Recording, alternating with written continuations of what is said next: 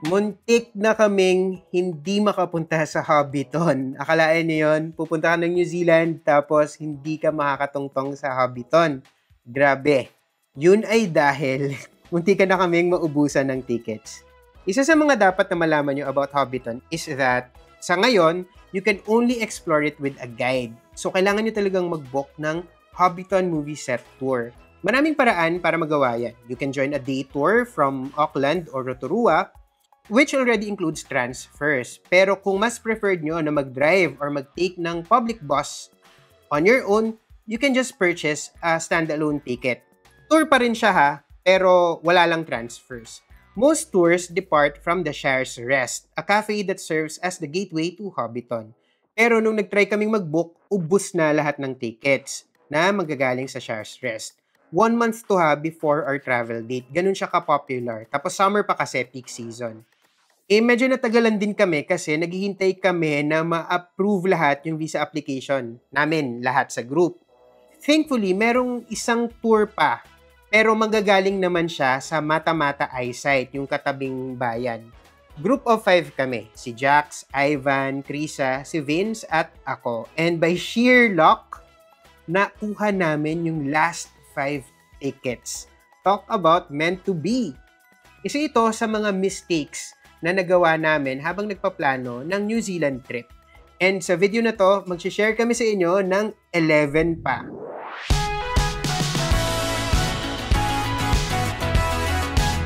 Hey there, Tipiter! We are Vince and Josh. Before we begin, kung bago ka dito, we consistently publish informative travel videos, so please show your support by subscribing to this channel, ringing the bell beside it, and choosing all para hindi nyo ma-miss yung any of our episodes. Kung sa Facebook ka naman nanonood, join our 1 million strong community by liking and following this page too. So yun na nga, kami ni Vince, kaka-travel lang namin sa New Zealand, and ang babait and ang friendly ng mga locals, and sobrang breathtaking talaga. Pero, despite its chill and laid-back atmosphere, New Zealand can also humble a traveler real quick, lalo na kapag first time mo. So, bago kayo mag-empake and mag-practice magsabi ng Kia ora, panoorin nyo muna yung video na to para maiwasan nyo rin yung mga mistakes na isa-isahin namin. Mistake number 2, winging the visa application. For Philippine passport holders, kailangan natin ng New Zealand visa. And meron tayong good news and bad news. Yung good news, madali lang namang mag-apply ng visitor visa. Yung list of requirements, hindi ganun kahaba. Konti lang. And yung buong process, 100% of it, online lang. Yun yung good news. Yung bad news, hindi porke madaling mag-apply doesn't mean na madaling ma-approve. Hindi kasi ito parang yung ibang types ng e-visa na parang formality lang. Ito, hindi. As in, meticulously, ini-evaluate nila yung mga application. So, wag niyong parang ipagbahala na, kumbaga. For example, kapag tiningnan niyo yung list of supporting documents, pag in-analyze niyo siya, 3 lang talaga yung quote-unquote required. Yung passport, yung photo, and yung itinerary. Technically, kaya mo makapag-submit ng application na yung 3 lang talaga yung attachments na i-upload mo. Pero it doesn't mean na ma-approve ka.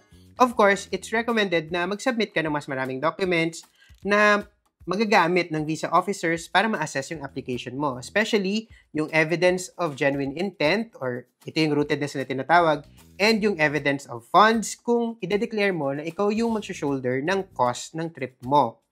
Importante rin na you paint a full picture of your background and your plans sa New Zealand and prove that you intend to leave the country and na hindi ka mag-overstay.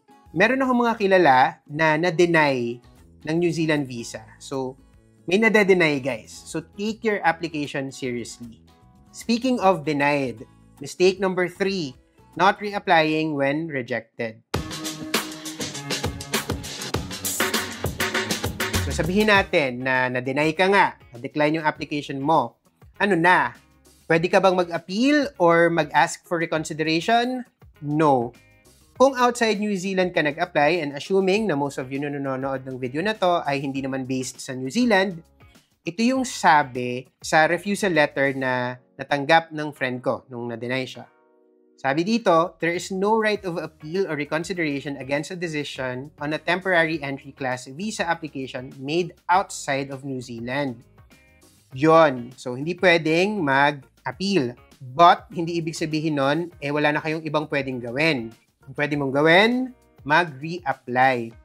Ibig sabihin, magsa-start ka ng bagong application and magbabayad ka ulit ng another visa fee. Pero bago ka mag-reapply, make sure na meron kang mga bagong supporting documents na i-add para i-address yung mga reasons for refusal. Kasi sasabihin naman sa'yo kung bakit ka na-deny Medyo vague lang, pero at least may idea ka. Kung ang isasubmit mo pa rin yung same pile of documents, malamang magsasayang ka lang ng another 100 NZ dollars.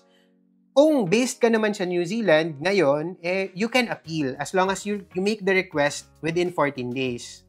Meron kaming full video about applying for a New Zealand visa. Search nyo na lang yung channel na to. Or kung mas gusto nyo magbasa kaysa manood, or gusto nyo lang ng reference na mas madali, meron kaming article version nito. Visit nyo lang tong www.thepoortraveler.net/new-zealand-visa. Pero guys, yung mga sinasabi ko, should not be taken as official immigration advice ha. Think of me as a friend na nagsishare lang ng experience ko and nung iba kong mga kakilala. Kung gusto niyo ng official advice or assistance, check out the official New Zealand website or consult an immigration advisor. Mistake number 4, failing to declare risk items upon entry. Dalawa sa pinakamalaking industries ng New Zealand ay agriculture and tourism. Kaya naman yung government nila, tinatry yung everything para ma-protect yung environment and ma-ensure yung biosecurity. So, hindi katakataka na sobrang strict nila sa border. It's important na familiar ka sa mga bagay na pwede mong ipasok, hindi pwedeng ipasok, and yung mga restricted. And nasundin yung mga policies nila para hindi ka magka-problema sa airport. Dapat alam mo yung mga bagay na kailangan mong i-declare. Before your trip to New Zealand, kailangan yung mag-accomplish ng New Zealand Traveler Declaration Form which has 2 sections specifically about kung ano yung mga ipapasok mo sa bansa. Yung una is about biosecurity. So dito, i-declare mo kung may dala ka sa hand carry mo or sa check-in luggage na items tulad ng mga pagkain, whether cooked, uncooked, preserved, kahit yung mga chocolate, kailangan mo i-declare. Cookies, ganyan, instant noodles, kung meron kayong dalang coffee, kailangan nyo i-declare. Animals or animal products, plants or plant products, kasama dyan yung fruit, flowers, nuts, mga gamit na gawa sa bamboo or straw, ganyan. Biological products, equipment na ginamit with animals, plants, or water, kasama na yun yung kahit gardening, fishing, or water sports, and diving activities, kung magdadala kayo ng diving gear, kailangan nyo i-declare, and yung outdoor gear din. Footwear, tents, camping, or sports equipment, or hiking gear, ganyan. Kailangan nyo i-declare yung mga yan. May mga tanong din about restricted items like medicine and alcohol. So, ako, meron akong dalang chocolates and ibang snacks. So, dineclare ko naman yon. So, sa airport, tinanong ako ng border officers kung ano yung dala ko na i-declare ko. Tapos, tinuro niya lang ako kung saan ako pipila. Medyo smooth naman siya. Like, wala namang problema. Hindi nagtagal. Hindi nga chinek eh. Pero, siguro dahil chocolate lang naman yung dineclare ko. Tsaka snacks nga. So, if it's meant to be declared, declare them. Kasi kung hindi, baka ma-fine ka. Mistake number 5, underestimating New Zealand's size and distances. Kapag tiningnan mo ang New Zealand sa mapa, madaling i-assume na maliit lang ito kasi parang small islands lang siya sa far corner of the Pacific. Lalo na kapag kasama sa frame yung higanteng Australia kasi isang buong continent yon. Di ba kapag ganito yung tinitingnan mo, parang ang snack size lang nung New Zealand. Pero sa totoo lang, malaki din ang New Zealand ha. Mas malaki nga siya kaysa UK eh. And mas maliit lang siya ng konti kaysa sa Pilipinas. And kapag i-superimpose mo yung mapa ng New Zealand sa Europe, it stretches from Denmark all the way to the Mediterranean Sea. Ganun siya kahaba. So no, medyo impractical ni assume na kung gusto nyong ma-explore talaga yung karamihan sa bansa na to, it only takes a few days or na you can see it all in a week. Kasi kulang talaga yon. Same goes for distances. Kunyari, just because katabi lang halos ng Milford Sound, yung Queenstown sa mapa, doesn't mean na quick drive lang yon. To get there from Queenstown, yung ruta will go around the mountains and it will take almost 4 hours excluding yung stops. And trust me, ilang beses kayo magsa-stop kasi sobrang daming makikita along the way na sobrang wow, ganda. Waitomo Caves din, isa sa mga popular din na tourist attractions. May mga day trips from Rotorua and Auckland, pero actually 2 to 2.5 hours away siya. Kahit nga yung Hobbiton madalas din describe as just outside Auckland, pero actually 2 hours siya from the city center. That's why it's important to build a strategic and solid itinerary, lalo na kung magdadrive kayo. Mistake number 6, driving on the wrong side of the road. Yung pag-drive naman talaga sa foreign country, medyo nakakakaba naman talaga yon. Pero while in theory, madali lang mag-drive sa New Zealand dahil most roads naman are paved and ang dami namang signs everywhere, English naman, alam mo yan. There are a few things na kailangan mong tandaan before you decide to take the wheel. Una, New Zealand drives on the left side of the road. And if you're used to driving on the right, tulad dito sa atin, medyo disorienting siya. Parang kailangan mong masanay a little bit. It's not just the position of the wheel sa loob ng vehicle or yung position ng sasakyan sa road. You'll have to unlearn certain things, especially kapag ka bumabaling sa intersection. Napansin ko rin na dun sa mga mas liblib na parts na ng New Zealand, yung daan medyo narrow na and 2-lane lang. Pero yung mga sasakyan, ang bibilis pa rin talaga. Tapos, hindi ganun kadami yung stoplights. Ang marami, roundabouts. Ito yung parang rotonda talaga siya. Which is great in minimizing traffic jams. Pero, medyo nakakalito siya. So, kailangan nyo lang ding masanay talaga. So, yung Google Maps and yung Waze, ang sasabihin sa inyo is, take the second exit or the third exit, ganon. So, it takes some getting used to. It's best to have a navigator or co-pilot na nasa passenger seat para makapag-focus yung nagda-drive sa pagda-drive. And merong magre-remind sa driver na, oy, wait lang, nasa maling lane tayo ha. Basta, may magre-remind kasi nakakalito talaga siya. Also, yung mga gas stations are few and far between, lalo na kapag ka nagda-drive ka between cities. Hindi kasing dami dito sa atin na parang konting drive lang, may bagong gas station. Doon konti lang eh. So kapag may nakita na kayo, magpagasolina na kayo kasi hindi nyo alam kung gaano katagal pa yung ida-drive nyo para makakita ng susunod.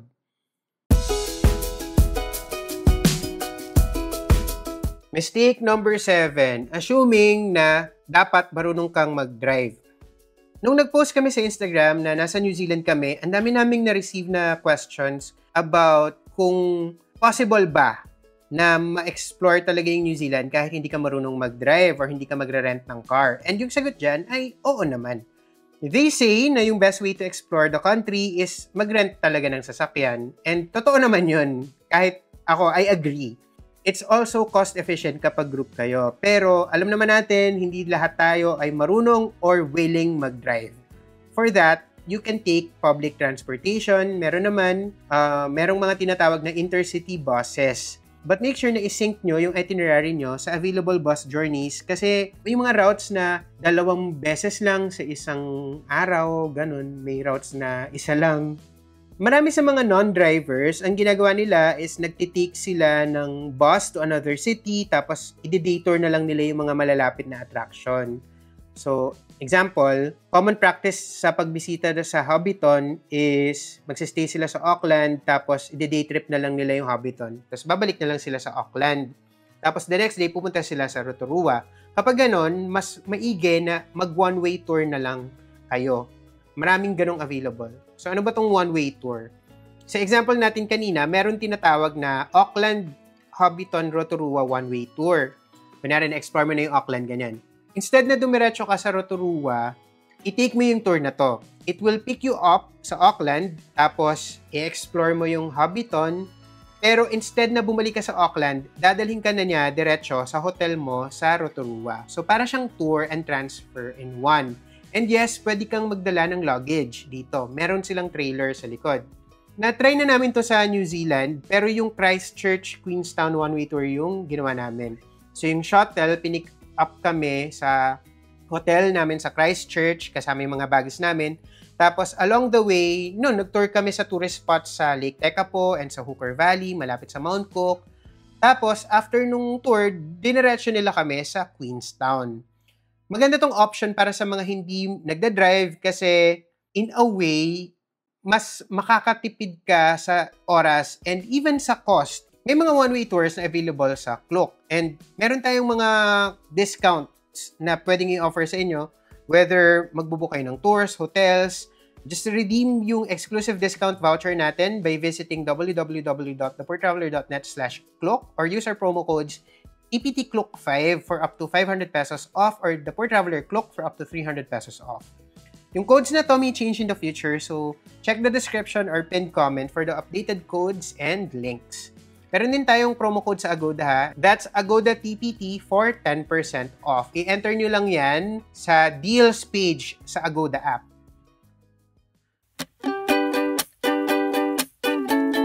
Mistake number 8, skipping sunscreen. Yung climate sa New Zealand, medyo mild lang siya. Kahit yung mga summer months niya, pwedeng medyo malamig pa rin. At least relatively. So, you might think na, naku, hindi na ako magsa-sunscreen, ganyan. Pero, by lunchtime, baka nasunog na yung balat mo kasi yun yung nangyari sa akin. Sort of. Kasi ako, nag-a-apply naman ho ng sunscreen before leaving the hotel, pero nakakalimutan kong mag-re-apply. Yun yung problem sa akin. Yung chilly atmosphere kasi dito can lull you into a false sense of safety. Pero the thing is, isang New Zealand sa may mga matataas talaga na UV levels, lalo na kapag clear yung langit. So don't forget to bring sunscreen na may plenty of SPF and gamitin nyo talaga and mag-reapply. And mag-sombrero na rin kayo while you're at it. Mistake number 9, missing the operating hours.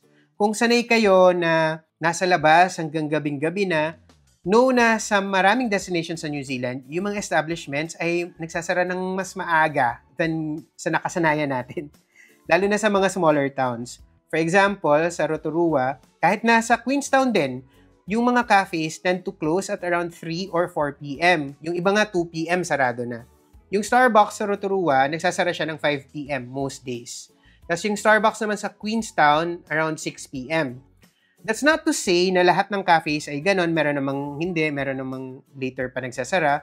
Pero mas mahirap lang silang hanapin, mas konti sila. But don't worry, kung naghahanap naman kayo ng mga matatambayan, meron namang mga bars and malls na open much later than cafes.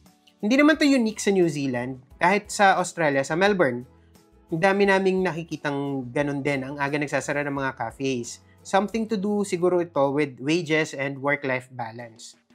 Yung ibang attractions din, maaga nagsasara. Example, yung Tepia sa Rotorua, open lang siya until 4 p.m. Tapos yung Waiʻōtapu, until 4:30 p.m. lang. Understandably, kasi sobrang dilim na siguro doon. Kasi parang wala akong napansin ng mga ilaw. Christchurch Gondola only operates naman until 5 p.m. in most days. And yung last ride down ay 5:30 p.m. Napansin din namin na even yung mga car rental companies maaga nagsasara, with the exception of yung mga branches sa airport. Yung Europcar sa Auckland City Center, 4 p.m. nagsasara kapag weekdays and 12 noon kapag weekends. Tapos may branch din ako nakita na sarado kapag Sundays. So make sure to check the operating hours kapag nagbi-build kayo ng itinerary.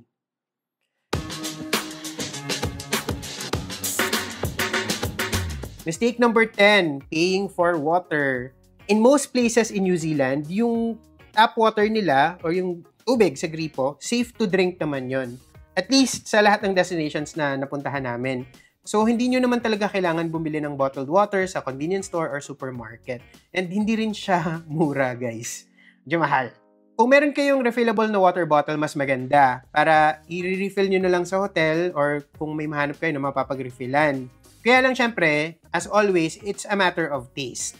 If you're joining full day tours like yung Milford Sound Day Tour or Lake Tekapo and Hookers Valley, madalas yung mga tour operators may binibigay naman silang tubig. Mistake number 11, underestimating prices. So, if hindi nyo pa nagigets, kanina ko pang sinasabi, sobrang mahal sa New Zealand. Kahit yung mga local friends ko na sa New Zealand na nakatira, lagi nilang sinasabi na ang taas ng cost of living sa New Zealand. And kahit yung cost of travel, it turned out. Yung accommodation rates alone could eat up a big chunk of your budget. There's a reason kung bakit Auckland yung nag-iisang stop namin na sa proper full-service hotel kami nagstay. Sa Rotorua, Christchurch, and Queenstown, yung binook namin ay mga hostel primarily because of the presyo.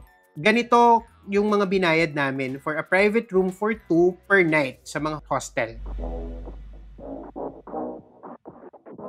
Tingnan nyo kung gaano kamahal yung stay namin sa hostel namin sa Queenstown. Hostel yan ha, tapos shared bathroom pa yan, pero 7,240 pesos per night. This was already the cheapest na centrally located property na nahanap namin at the time. And yung room nga nito, wala pang sarili niyang toilet and bath ha. Pero we had a great stay pa rin.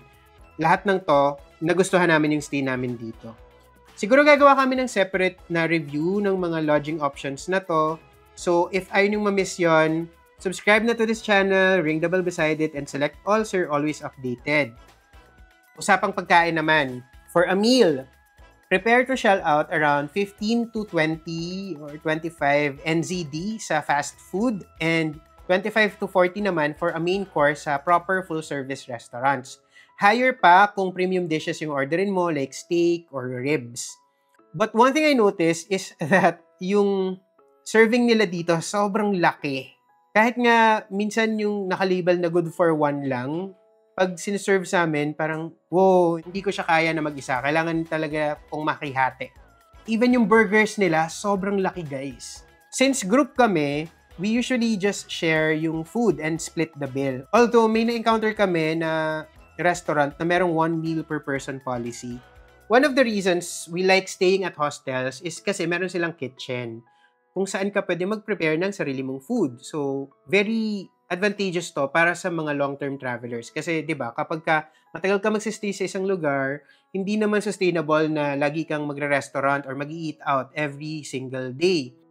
And kahit na maiksi yung stay mo, if budgeting gets a little tight, pwede kang bumili ng pagkain sa supermarket or convenience store and i-prepare mo or lutuin mo dun sa hostel. Mistake number 12, not staying long enough. Ito yung something na guilty talaga kami. Kasi nung patapos na yung trip namin, ang nasabi talaga namin ay parang bitin. And 10 days yung trip namin ha. And akala namin long enough na yon. Pero ewan, basta bitin na bitin kami kasi ang dami talagang makikita. And kung marami lang din talaga kaming time and mas marami kaming pera, baka nag-extend kami. New Zealand isn't really a stopover kind of destination. Ito yung main event, yung headliner, yung Beyonce ng itinerary nyo. And tulad ni Beyonce, she deserves your time and money. The best destinations in New Zealand ay magkakalayo. Kaya yung drives, mahahaba. Worth it naman siya, pero talagang mahaba talaga. And maraming pwedeng gawin sa bawat destination. Sa Queenstown alone, ang dami mong pwedeng gawin. Isang week na itinerary, kayang-kayang punuin ng Queenstown yon. Isa pa sa mga pinagsisisihan namin ay na hindi kami masyadong nagtagal sa Christchurch. Hindi namin kasi in-expect na punong-puno siya ng character and charm. And dahil nga ang dami namin gustong mapuntahan, we tumbled into that pitfall of treating our trip as though it's a list of sites. Parang siyang checklist, alam mo yon, na dapat naming i-tick. Pero nung nandun kami, na-realize namin na New Zealand is one of those places na mas okay mag-slow down, mag-linger. Alam mo yun, i-absorb mo lang yung mga nakikita mo. Just chill lang, ganun. So, for me, if I would do it all over again, I would probably give myself at least 2 weeks. Kung may pera. If you want to explore both islands without spiraling into an Amazing Race episode, siguro nga 2 weeks, ganun. Or more, talaga. Pera talaga eh. Pera din talaga yung problema. If you have questions, sabihan nyo lang kami sa comment section below or tag us sa mga Instagram stories ninyo and mga Twitter posts. X, ganyan. Pwede na rin kaming i-follow sa mga yan and sa TikTok. That's all for now. Remember, plan smart, travel safe, and make every trip worth it.